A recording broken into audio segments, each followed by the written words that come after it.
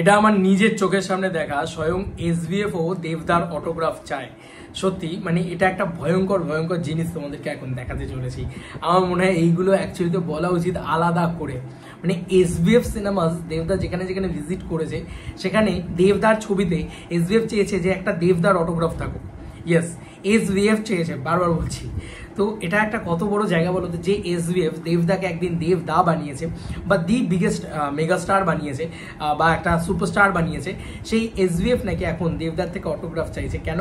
কারণ যেহেতু তিনি one and only the box office king, সেই ছবিটা থাকবে, দেবদার অটোগ্রাফটা থাকবে, তাহলে সেই এসভিএফ মানে সেই যে পার্টিকুলার এসভিএফ সিনেমাসটা সেটা আরও বেশি উচ্ছ্বসিত হবে, আরও বেশি ফ্লারিশ করবে, মানে একদম বুম হবে আর কি। সেই কারণে তো তোমাদেরকে বলি, রাজদীপ দা এটা পোস্ট করেছে আর কি, এটা আমি তোমাদেরকে জাস্ট দেখাই। এটা উদয়ন সিনেমার দিয়ে দৃশ্য আর কি। তো এটা আমি অলরেডি গেছিলাম, সেই সময় আমি রেকর্ডও করেছিলাম, আমার ভিডিও রয়েছে, দেখতে পারবে।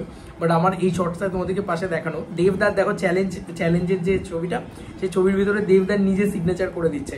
এসভিএফ এর কর্ণধার চাইছেন, এসভিএফ এর হলের যারা রয়েছেন তারা চাইছেন যে দেবদা যাতে এখানে লিখে সিগনেচার করে দেয়। তো এটাই হচ্ছে ব্যাপার, যে দেবদা মানে আমি অবাক হয়ে যাচ্ছি। চ্যালেঞ্জ ডিমিনাসালা সেই যেটা এসভিএফ এর এই ছবিটা সব জায়গায়, প্রত্যেকটা এসভিএফ এ চ্যালেঞ্জ ডিমিনাসালা এই ছবিটা তোমরা দেখতে পাবে, ঠিক আছে?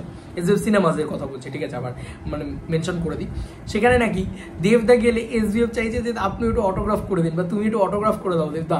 দেবদাকে আপনি বলে না কেউ, খুব এটা আমরা কেউই বলি না, আমরা সবাই বলি দেবদা তুমি। মানে দেবদা খুব মাই ডিয়ার পার্সন, দেবদা খুব আপন। তো আপনিটা আসেই না দেবদার ক্ষেত্রে, তো দেবদা তুমি একটু অটোগ্রাফ করে দাও।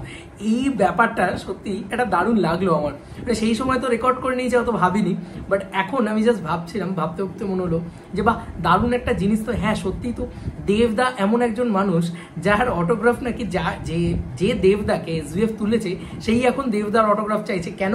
কারণ পাবলিক যখন দেখবে ওই ছবিটা যখন বসানো আছে, স্ট্যান্ডিতে বসানো থাকবে, যখন পাবলিক দেখবে আরে সাবাস দেব এখানে এসেছিল, অটোগ্রাফ করে দিয়ে গেছে, তাহলে এইখানে সিনেমা দেখতে হবে। ব্যাপারটা এরকম, একটা ক্রেজি ব্যাপার, একটা পাবলিকের ভিতরে একটা উন্মাদনা সৃষ্টি করা, ঠিক আছে? এইটা কিন্তু অ্যাকচুয়ালি মানে একটা মানুষের স্টারডামটা কোন লেভেলে ছড়ালে, একটা মানুষের মেগা স্টারডাম কোন লেভেলে উঠলে, একটা মানুষ কত বড় সুপারস্টার হলে, একটা মানুষের কতটা ক্রেজ থাকলে, ক্রাউড পুলার হলে এরকম কাণ্ড কারখানা এসভিএফ ঘটাতে পারে। তুমি জাস্ট বলো, আমি আর কিছু বলবো না, তুমি নিজে বিচার করে বলো যে এটা কি ছিল। মানে এসভিএফ নাকি সই করাচ্ছে দেবদাকে দিয়ে, মানে অটোগ্রাফটা, দেবদার অটোগ্রাফটা এসভিএফও চায় অটোগ্রাফ। মানে এটা দারুণ ব্যাপার। ফ্যান্সরা অটোগ্রাফ চায় এখন, আর ফ্যান্সরা সেলফি চায় ম্যাক্সিমাম টাইম। আমি দেখি প্রচুর অটোগ্রাফস আসে, ছবি আসে। তোমরা কি জানো দেবদা এমন একটা মানুষ, আমি দেবদার অফিসে গেছি বলে বলছি, দেবদার অফিসটার মানে ঢুকেই হচ্ছে ইন্টেরিয়ার্সটা পুরো হচ্ছে মানে ফ্যান্সদের সমস্ত জিনিসপত্র দেবদা সুযত্ন করে রেখে দেয়, একটা জিনিস ফেলে না। মানে যা যা দাও তোমরা ভাবো হয়তো কি আর করবে, দেবদা হয়তো এই ছবিটাকে ফেলে দেবে বা এইটা দেবদা হয়তো রাখবেও না। দেবদা প্রত্যেকটা ছবি, সেটা একটা ছোট একটা পাতার ভিতরে রাখা থাকে না, সেটাকেও রেখে দিয়েছে দাদা। মানে আমি সত্যি এই কারণেই দেব থেকে উনি দেবদা সুপারস্টার হয়েছেন, দেবদা মেগা স্টার হয়েছেন।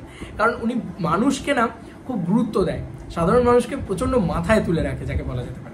তোমাদের আর কি মতামত এন্টার ভিডিওটাকে নিয়ে জানিও কমেন্ট সেকশনে। মানুষ হিসেবে দেবদা খুব ভালো মানুষ। খুব চলো বন্ধুরা, নতুন কোনো ভিডিওতে দেখা হবে। বাই।